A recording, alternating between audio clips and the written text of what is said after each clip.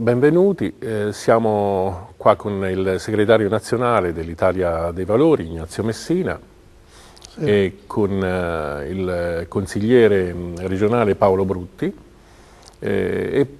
L'argomento del giorno, l'argomento che tentiamo di trattare oggi sono proprio le elezioni europee e il concetto di Europa che ha questo partito, che è un partito che ha avuto una storia importante nel recente passato della politica italiana e che adesso ricomincia con una nuova marcia.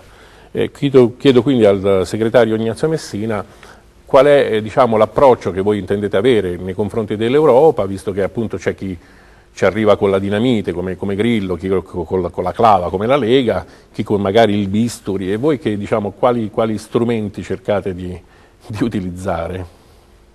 Innanzitutto c'è da dire che Italia dei Valori si è profondamente rinnovata, si presenta alle elezioni europee con orgoglio e coerenza col proprio nuovo simbolo. Abbiamo creato le condizioni per un rinnovamento vero e non abbiamo fatto delle alleanze strane che poi finiscono il giorno dopo le elezioni, ma noi ci presentiamo con uomini e donne normali che rappresentano nella società civile, nelle istituzioni, il loro impegno per portare avanti delle buone idee. Veniva citato, Grillo ha sostanzialmente la sindrome da Highlander, no? Rimarrà uno solo, ma poi non capisci cosa deve fare se rimanesse da solo. Berlusconi ha la mania di persecuzione, perché si sente sempre perseguitato dalla giustizia, ma basta non commettere reati per non essere perseguitati dalla giustizia. E devo dire, anche Renzi nel suo impegno dice di prendersela coi leoni, alla fine certe volte sembra che acchiappi i conigli rispetto a certe soluzioni che sono altisonanti e che poi invece alla fine non riescono a raggiungere l'obiettivo. Noi ci auguriamo che lo raggiunga, però è chiaro che devi riempire di contenuti gli spot che fai. L'Italia dei Valori si presenta con le proprie buone idee per fare in modo che i cittadini, non gli elettori degli altri partiti, a cui noi non siamo interessati, ognuno si tenga i suoi, ma vogliamo parlare al 60% della popolazione italiana che non si sente rappresentato da nessuno, né da Grillo, né da Berlusconi, né dal Partito Democratico, e che ha deciso di non andare a votare. Crediamo che in una democrazia compiuta il 60% dei cittadini debba andare a votare e non rimanere a casa perché non rappresentato. A loro poniamo la nostra idea di Europa, che ha come cardine il problema del lavoro, dell'economia. Noi abbiamo scelto uno slogan che è quello europei non tedeschi, ma non perché ce l'abbiamo ovviamente col popolo tedesco che è il benvenuto, ma perché vogliamo denunziare la politica della Merkel e la politica della Germania, che in un'Europa di diversi, non di uguali, sta fagocitando i paesi più deboli, come oggi si trova l'Italia. È chiaro che è colpa anche dell'Italia, perché non è stata autorevole nel sentirsi e nel vedersi rappresentata in Europa e ha solo subito dai paesi più forti. Noi prevediamo una partecipazione a un'Europa diversa, dove il paese più forte aiuta il più debole a diventare più forte, e con un obiettivo fondamentale: sviluppo economico e lavoro. Mi fa un esempio di clamorosa ingiustizia che viene perpetrata in Europa, almeno ai danni dell'Italia, secondo lei? Ma innanzitutto i contratti di lavoro. Non è pensabile, noi proponiamo infatti un contratto collettivo di lavoro europeo per fare in modo che i lavoratori italiani abbiano gli stessi diritti dei lavoratori europei.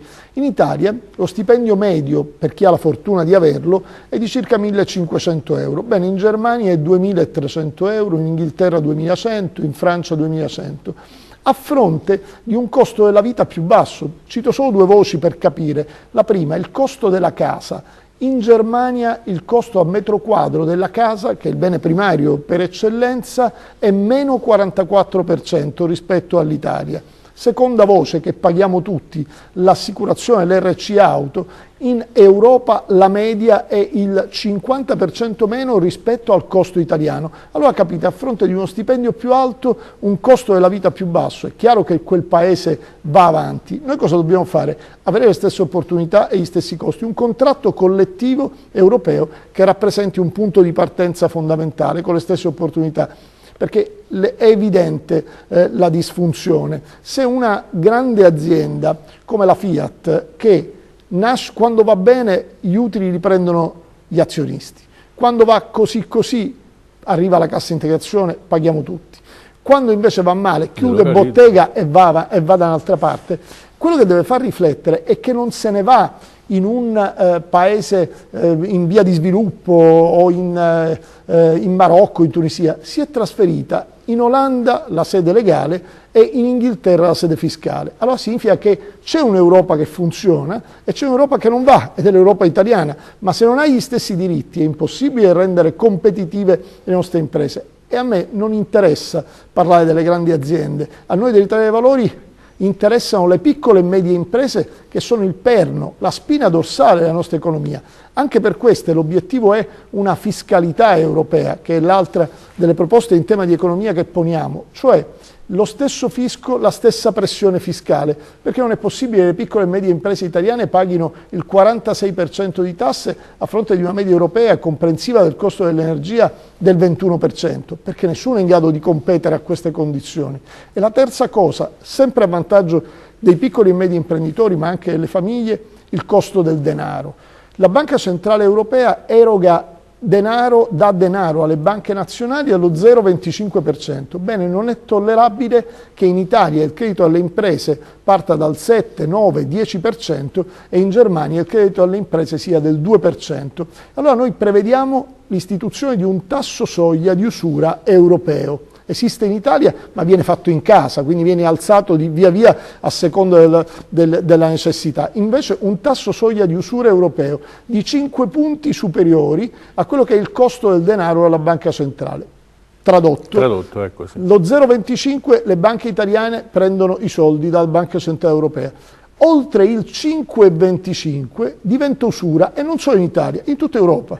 A questo punto capite bene che le banche oltre quel tasso non possono andare. Che a qualche correntista chiedono il 16,90. Esattamente, e quindi capisce che significa. Mentre in Germania credono il 2. E se ce la fanno le banche tedesche, ma perché non ce la devono fare le banche italiane? Quindi in questo senso o noi mettiamo i nostri piccoli e medi imprenditori, le nostre aziende, le nostre famiglie in grado di competere, di essere europei, oppure non ha più senso. Il problema non è l'euro, però si fa tanto parlare euro sì, euro no, ma il problema non è l'euro. L'euro è uguale in Italia e in Germania, ma è evidente come usi l'euro. In Germania il giorno in cui è entrato l'euro hanno cambiato alla pari, in Italia abbiamo cambiato al 50% e quello stesso giorno abbiamo perso il 50% del potere d'acquisto. Quindi o ripristiniamo le condizioni dello stare insieme, creiamo quell'unione europea, unione politica europea, economica europea, non unione monetaria, perché l'unione monetaria è l'ultimo tassello, ma prima devi creare le ragioni per lo stare insieme. Fino a quando ci sarà un'Europa che per esempio fa un accordo con il Marocco per far entrare tutti i prodotti dal Marocco, che sono i prodotti della nostra agricoltura, l'agricoltura di qualità, e di contro scambia con i prodotti delle industrie tedesche, è chiaro che si avvantaggia sempre un soggetto e si danneggia sempre un altro, quindi il paese forte rispetto al paese debole. Allora il tema è questo, noi dobbiamo puntare a un'Europa che diventa un'Europa di uguali, è un'Europa della solidarietà. A quel punto cresciamo tutti, anche perché in questo modo nemmeno i paesi forti alla fine ce la fanno, perché a furia di ammazzare gli altri poi da solo non riesci più a sopravvivere. Consigliere Brutti, lei si è molto speso contro i finanziamenti, almeno cioè, ha discusso sull'utilità dei finanziamenti europei, come vengono utilizzati qui in Regione. C'è molto da rivedere a quanto pare, almeno secondo quel suo parere. Diciamo, se il baricentro, come diceva prima il nostro segretario nazionale Ignazio Messina, se il baricentro delle politiche economiche in Europa deve essere l'occupazione, deve essere il lavoro, non c'è dubbio che siccome le politiche europee poi si traducono in finanziamenti alle regioni e le regioni utilizzano questi finanziamenti per finanziare appunto dei progetti, dei programmi, sarebbe giusto e necessario che questi progetti e questi programmi avessero il lavoro come baricentro, perché se no non si tiene la questione, arriva del denaro che viene utilizzato per altri scopi. Io ho esaminato che cosa succede nella nostra regione, che tra l'altro è una di quelle che riesce a utilizzare una quota di finanziamento europeo molto alta rispetto ad altre, realizza circa il 70% del finanziamento europeo, lo riesce a tradurre in progetti. Bene, che cosa manca? manca il fatto che non c'è nessuna spinta perché questi progetti siano progetti che generano occupazione. Insomma, tra un progetto da 100.000 euro che non genera occupazione ma ha altri obiettivi e un progetto da 100.000 euro che invece genera 10 posti di lavoro, non c'è nessun vantaggio per questo secondo. Quando si fa la graduatoria dei progetti non è che i progetti che hanno una possibilità di generare occupazione vanno avanti agli altri, vengono considerati esattamente alla pari degli altri. E, seconda questione, al termine del processo, cioè quando il progetto è stato realizzato, nessuno va a vedere se effettivamente quei 10 posti di lavoro, quei 5 posti di lavoro che si sarebbero dovuti ottenere e per i quali il progetto è stato creato sono stati effettivamente realizzati. Cioè non c'è, le politiche europee non hanno un'attenzione al risultato, hanno un'attenzione all'erogazione, hanno un'attenzione alla rendicontazione, ma non hanno quindi c'è il un'attenzione al classico risultato. corso di formazione che occupa provvisoriamente 20 persone, poi queste 20 scompaiono. Ma anche il finanziamento all'industria manifatturiera, che è ingente, questo dovrebbe avere come risultato che l'industria manifatturiera, o perché diventa più competitiva o perché direttamente si allarga come base produttiva, alla fine con questi finanziamenti dovrebbe avere occupazione in più. Abbiamo un dato: nel settennio precedente in Umbria dall'Europa sono arrivati circa 1,5 miliardi, di questi all'industria manifatturiera sono stati dati all'incirca 450.000 euro, 450 milioni di euro, sì. se no sarebbe... Con questi 450 milioni di euro uno studio della stessa regione dice che sono stati probabilmente generati 300 posti di lavoro. Ora, se in 7 anni 450 milioni di euro generano 300 posti di lavoro, che significa 40 posti all'anno, che poi sono stati nello stesso periodo, la crisi economica ha disintegrato decine di migliaia di posti di lavoro in Umbria, è chiaro che c'è una sostanziale inefficacia delle politiche europee nei confronti dell'occupazione, e se manca questo, manca il cuore. C'è molto da rivedere, mi pare, segretario. Lei è stato un sindaco antimafia, questa è una cosa che forse pochi sanno, è stato sotto scorta e ha avuto, diciamo, dei momenti difficili in questo senso. Sembra che anche questo capitolo ora sì, venga preso un po' più, diciamo, in considerazione. Tra l'altro il Paolo Brutti è anche presidente della commissione antimafia qui locale, ma ecco, qua come va preso, questo toro come va preso per le corna? Perché qui in Italia è veramente un problema fondamentale quello di affrontare la corruzione e soprattutto l'infiltrazione di tutte le mafie. Anzi, mi scusi ancora, voi avete avuto il merito di essere stati i primi a sollevare il problema del gioco d'azzardo con un referendum. Questo effettivamente va riconosciuto all'Italia dei Valori, perché poi è un problema che poi è esploso in numeri del tutto impressionanti proprio. Sì, e anche lì c'entra la mafia e la criminalità organizzata.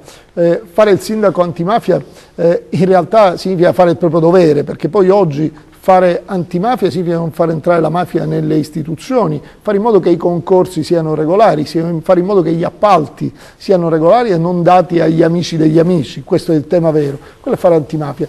Oggi l'Italia dei Valori è l'unico partito che parla seriamente e fa seriamente lotta alla mafia. Cioè la nostra proposta di legge l'abbiamo depositata proprio in Cassazione, stiamo raccogliendo le firme tra i cittadini per la raccolta, che è la vendita dei beni confiscati alla mafia. Dopo averne garantito ovviamente la funzione sociale, quando te lo chiedono comuni, regioni, associazioni, ben venga, affidiamo questo patrimonio, per il resto deve essere venduto. Riteniamo che l'unico modo per poter fare lotta alla mafia è quello di colpire negli interessi economici la mafia e però fare in modo di utilizzare quelle risorse. Io ero componente della commissione antimafia in Parlamento, bene, ricordo in alcune missioni con l'antimafia trovavi i lavoratori di quelle aziende confiscate alla mafia che poi nella gestione commissariale, nella gestione successiva chiudevano e ti dicevano drammaticamente: ma quando c'era la mafia noi lavoravamo. E allora il tema è questo: noi dobbiamo evitare che si inneschi questo meccanismo devastante. La lotta alla mafia deve portare a un risultato per chi è onesto, perché se non porta un risultato per chi è onesto diventa quasi controproducente. Allora noi quello che prevediamo è proprio questo: i beni confiscati assegniamoli, se non vengono assegnati vendiamoli, e senza preoccuparsi. Qualche antimafioso da salotto dice: ma stiamo attenti che se li ricompra la mafia. Ma scusatemi, la mafia è più interessata ad appaltare un lotto della Salerno-Reggio Calabria, è più interessata ad appaltare un lotto dell'Expo di Milano o a ricomprarsi magari un'azienda decotta del suo territorio? Io credo che il rischio sia più per le due cose che ho detto in precedenza, l'Expo e la Salerno-Reggio Calabria. Allora il tema vero è questo: utilizziamo questi beni e destiniamoli a famiglie, a imprese, ai meno abbienti, destiniamoli alle forze dell'ordine che garantiscono sicurezza, anziché bloccargli gli stipendi dal 2008 al 2020. Se dobbiamo lottare la mafia, dobbiamo essere all'avanguardia, mettere la magistratura nelle condizioni di poter lottare, e poi una volta confiscato utilizziamo questi beni. Vi aggiungo, 2 miliardi e 300 milioni di euro di questi beni confiscati sono in contanti e titoli di Stato, depositati su un conto dello Stato che si chiama Fondo Unico Giustizia. Io non riesco a capire per quale motivo nessun governo voglia prendere questi soldi e utilizzarlo per dar forza anche alle nostre forze dell'ordine. Sono mesi che voi lo denunciate. Noi lo denunziamo da mesi, ma tutti aprono le braccia come dire: ma non è possibile, eppure quei soldi sono sempre là. È un messaggio devastante che diamo. Allora noi riteniamo che la lotta alla mafia, la lotta alla corruzione sia uno strumento essenziale per rimettere in moto il Paese, perché se no il Paese in moto non si mette. Vabbè, direi che per questa sera è tutto, vi ringraziamo e vi auguriamo un proseguimento dei programmi, un buon ascolto. Grazie dell'ascolto, arrivederci.